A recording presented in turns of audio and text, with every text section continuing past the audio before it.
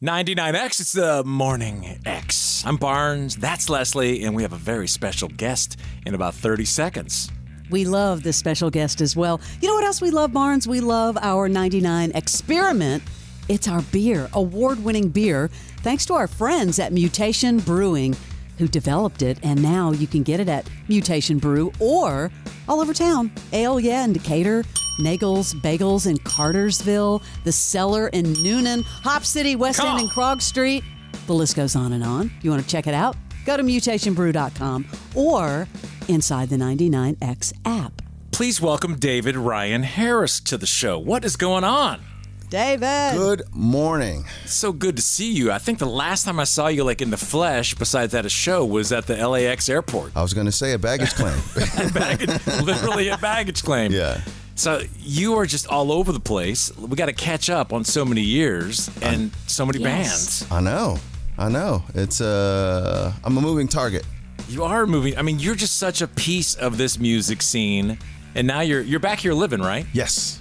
And yes. Does that feel? Is it when you flash back to those days? Like, which ones come to the surface more? Like the Follow For Now days, the brand new Immortals days? It's all sort of a blur in some ways because they're all kind of compacted. So coming back to town, I guess I didn't really think it all through. I guess I thought I was going to come back and it was going to be like everything was going to be frozen in time and it was all going to be exactly the same, but that's not exactly what I came back to. Well, but we're here. Yes, this is true, which I really loved. Coming back and turning the radio on and hearing you guys, I was like, yes. It's crazy. I mean, seriously, when you go through your entire career outside of Follow For Now, then your solo career, and then playing with John Mayer, I think that's the last time I saw you. But are you doing all this on your own? I mean, it seems like for the most part. Do you have a booking agent? Do you have a manager? Because as Barnes said, every time I look on your website or follow you on socials, you're doing something different, new. I do have a manager, and I had a booking agent for a while, and then I stopped sort of doing any tours. I was kind of doing sort of piecemeal stuff here and there, and it didn't really make sense for a booking agent to take me on because I wasn't doing very many long tours. Or like in the case of like I did some shows with James Bay. He was a friend, so I didn't need a booking agent to do that for me, so I got rid of him. And really I was doing a lot of songwriting stuff, so I didn't need a booking agent for that.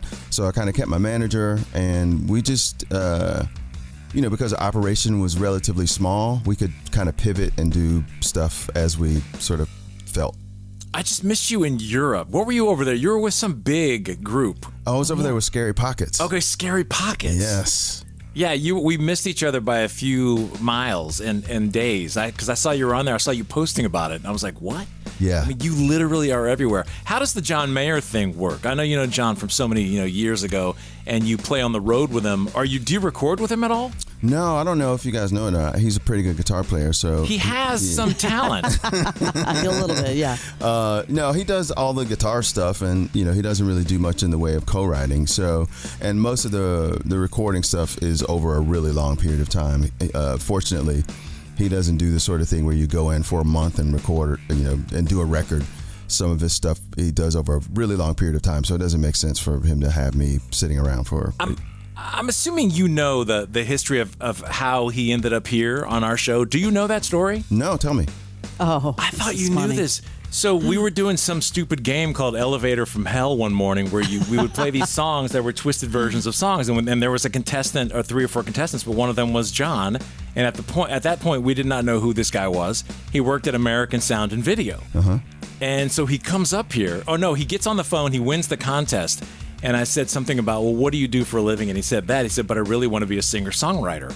This was like 97 maybe. And I said, just on a whim, I said, well, if you have your guitar, if you can get here in a half hour, you can play a song. And of course, now knowing John, and for all these years that you have known him, he did. Of course. He came in and he played one song, and then the Sony rep, who was that at the time that heard him on the show? I don't remember. Whoever it was doing A&R for Aware or whatever reached out to him, and that whole thing started. That's amazing. I thought you knew that. What a random thing, because he was just this dude, John, at that point, living in a small apartment up 85. That's crazy. I knew we met and were sort of doing shows together at Eddie's Attic. Yes. I had put out this record. Got signed to Brendan's label, and I'd put out this record that you guys were, the other day, you guys were talking about limited CD runs. I'd put out a record. I think they Columbia pressed maybe 12 of, and John had bought one of the 12 when he was at Berkeley. So when he came to Atlanta, he knew that I lived here, and we happened to have a mutual friend. So we kind of met. What did you see him when he was working the door at Eddie's Attic? No, I didn't meet him working the door. We just had this a mutual friend, this girl Courtney, and she introduced us, and so we kind of became pals before he had a deal, and I felt like we sort of picked fruit from the same tree, and I was just excited that somebody else knew this record that didn't live in Atlanta. That had 12 copies. Exactly. Glad you're back in Atlanta, by the way. We're talking to David Ryan Harris. The reason I was asking, about booking agent and stuff like that is it seems like you have been on tour with a lot of big people. And do you just get like a text message? Like, one day Dave Matthews is texting you and like, hey, David, you want to play some shows? Like, how does that work? Kind of like that. Yeah, that's what I thought. Yeah. Is it that? And what about Mayor? When it's time to go on the road, do you just get like a heads up, like, "Hey, dude, I think I want to go on tour. Are you ready?" Yeah, I mean, when I first started playing with him, I just moved to LA, and I hadn't really done much in the way of sideman stuff. And he said, you want to come out and play some shows? I think I might have been opening and playing, and so I came out and did some shows. And he said, "Hey, if you ever want to come out, there's always an open bunk." And at that time, I had some shows booked for after the couple months that I agreed to do with him. And so I did the couple months, and then I jumped off and I went and did my other stuff. And then he was kind of like, hey, man, after you left, there's kind of a hole. So next time you do it, you got to stay for the whole run. Nice. And, I told him it's like helping your friend move. And he's one of the few friends of mine that I would help move. It's like I really enjoy, playing his music, and like I said, we sort of picked fruit from the same tree, and we've gotten to be really, really good friends. He's one of my dearest friends, and so I can tell he makes very nice comments and sweet comments on your posts. Like anything that you've got going on, he takes a minute and says some really nice things. Yeah, that's my guy. But what's cool about you, among many things, there's no stage too small. I have seen you play in massive arenas, and you look very comfortable. I've seen you play in a hotel lobby, and that says so much about your love for music. You just wanna play. Right.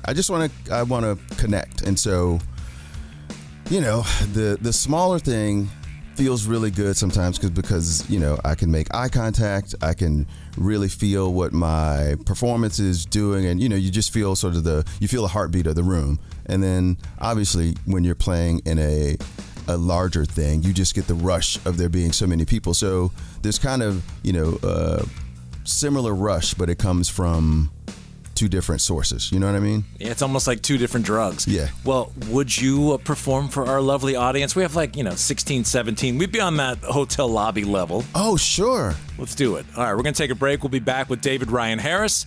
This is the original. It is 99X.